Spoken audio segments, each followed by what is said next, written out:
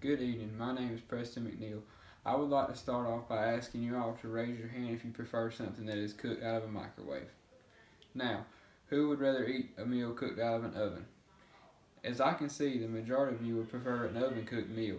Notice how although it takes longer, the product is better.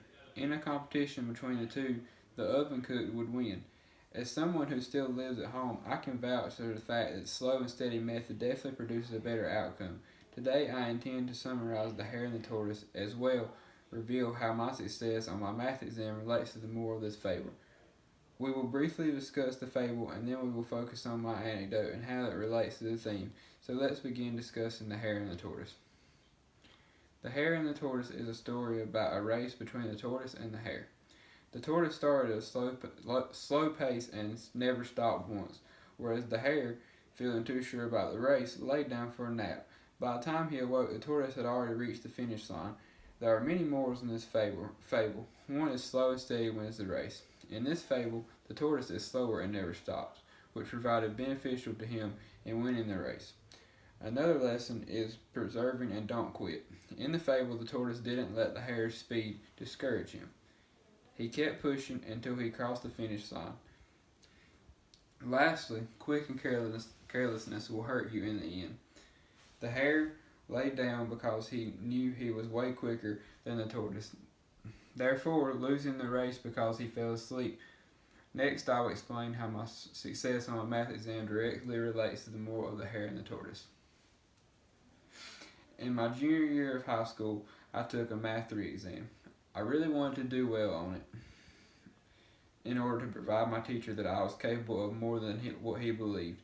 I decided to go through the test at my own pace, being through with the problems and reading carefully. Everyone around me rushed to get done, while I worked at a slow and steady pace. In the end, I prevailed because I received the highest grade in the class. Upon entering my test, I knew it was going to be a challenge. It was supposed to last up to 4 hours, which is a long time for any student to focus and work.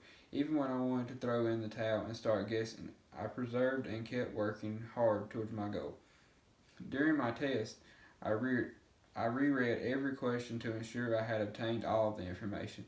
I also showed all of my work on a sheet of paper to catch any mistakes that I could have made. The method took longer as just using the calculator is quicker. However, it prevented flaws and overall positively influenced my grade. When looking around me, I noticed other students daydreaming and procrastinating because they felt as if they could do it in the last hour, just like the hare. As provided in the fable, quick and carelessness will not produce favorable results. The students ultimately started the test too late and were unable to finish, therefore probably receiving a much lower grade. Hopefully this allowed everyone to understand the importance of perseverance and steady work and how personally it relates to me. In conclusion, I briefly summarized the method of acting slow and steady led to the tortoise's success in the race. I have also demonstrated my own experience of success as a result of slow and steady working during my math exam. In closing, I would urge all of you folks to take your time and be consistent in an event of challenge. If you ever feel as if you have the chance, think of the tortoise. I appreciate your attentive listening and thank you for your time.